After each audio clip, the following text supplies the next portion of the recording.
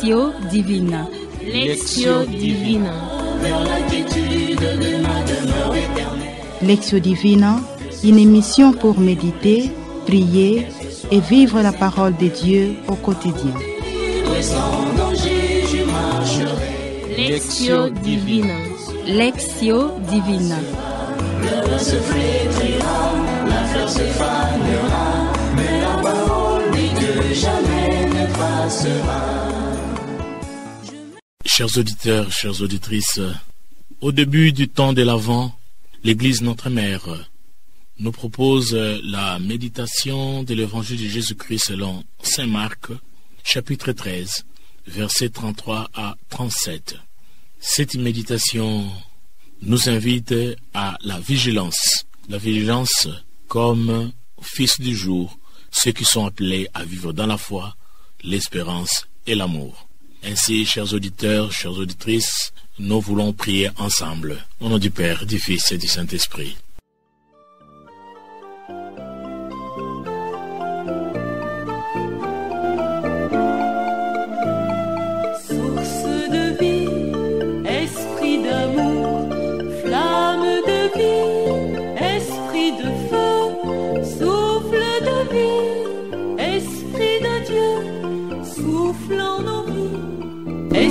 De Dieu, l'Esprit habite au fond de toi, torrent d'amour et de présence, comme une eau vive que tu bois.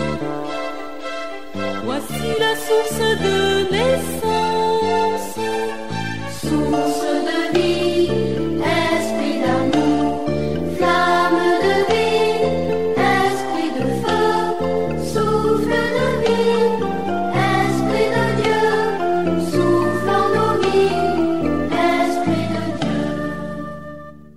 Après cette prière, nous voulons maintenant écouter la bonne nouvelle tirée de l'évangile de Jésus-Christ, selon Saint Marc, chapitre 13, versets 33 à 37. Écoutons. Évangile de Jésus-Christ selon Saint Marc. En ce temps-là, Jésus disait à ses disciples, « Prenez garde, restez éveillés, car vous ne savez pas quand ce sera le moment. » C'est comme un homme parti en voyage. En quittant sa maison, il a donné tout pouvoir à ses serviteurs, fixé à chacun son travail et demandé au portier de veiller. Veillez donc, car vous ne savez pas quand vient le maître de la maison, le soir ou à minuit, au chant du coq ou le matin. S'il arrive à l'improviste, il ne faudrait pas qu'il vous trouve endormi. Ce que je vous dis là, je le dis à tous. Veillez. Acclamons la parole de Dieu.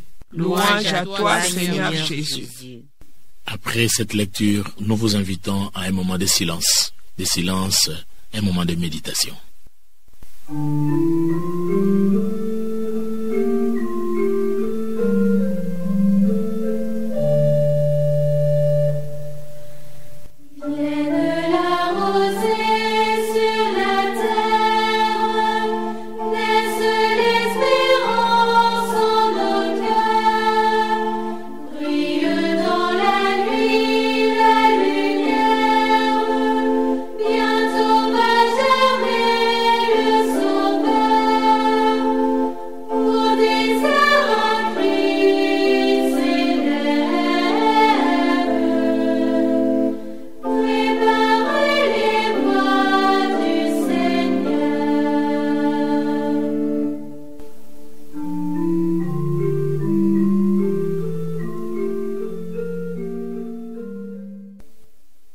Nous pouvons maintenant partager ce qui nous a touchés, ce qui a attiré notre attention dans notre texte de méditation.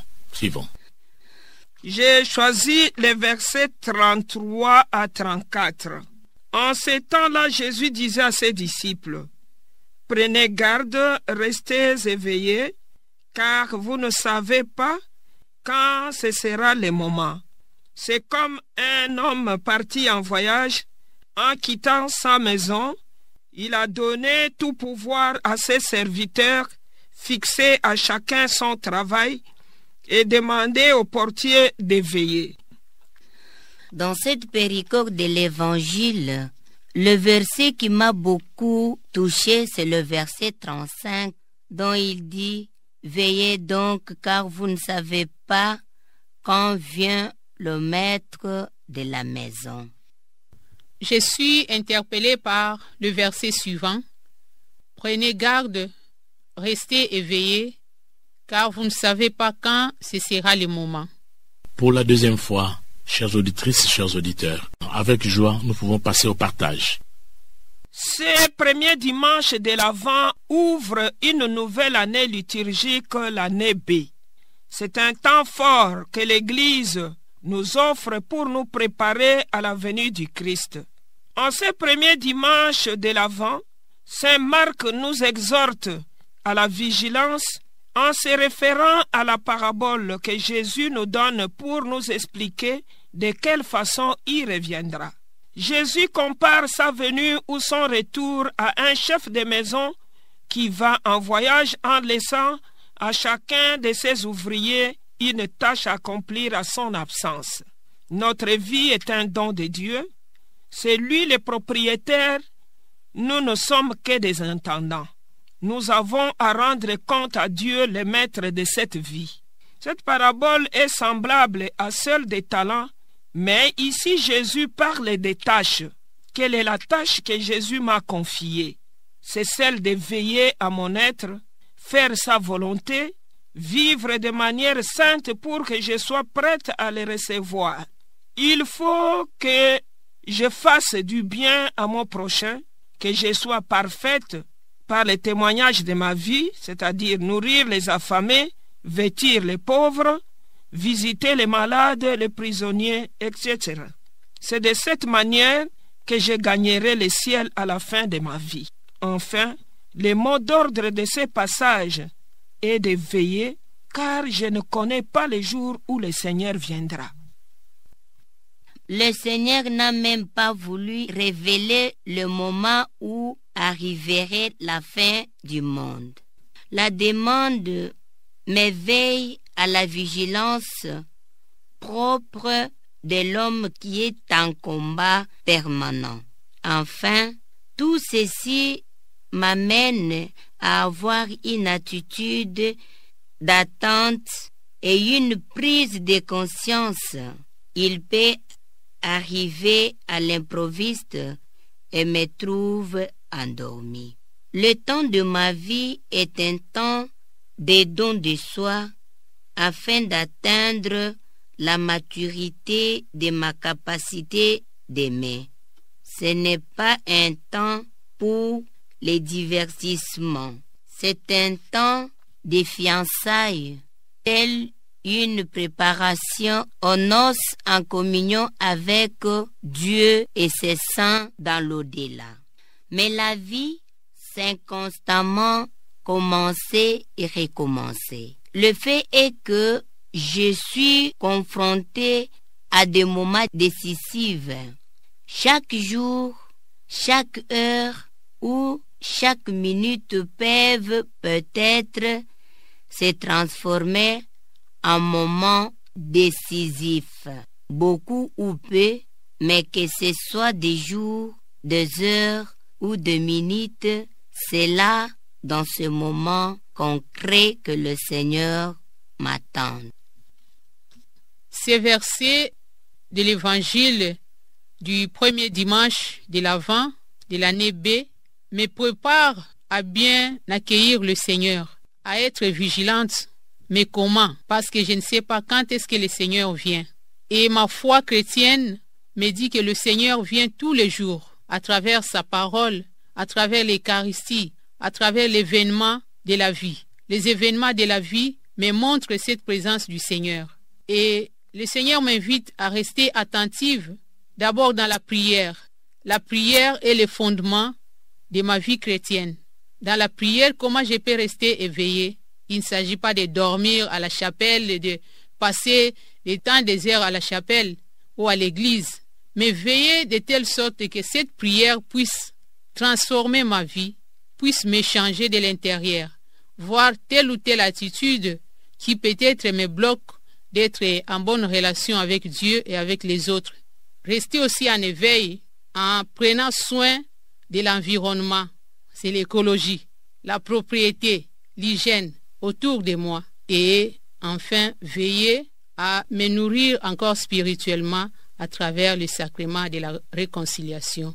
Je crois que c'est ce que le Seigneur me demande pendant ces temps de l'Avent, de rester en éveil parce qu'il vient dans ces différentes situations de la vie. Et c'est là où il m'appelle, là où il va me trouver. Je suis prête et il peut me mettre encore plus en relation avec lui et avec les autres pour grandir dans ma foi. Voilà, nous tendons progressivement vers la fin de notre méditation. Ainsi, prions le Seigneur.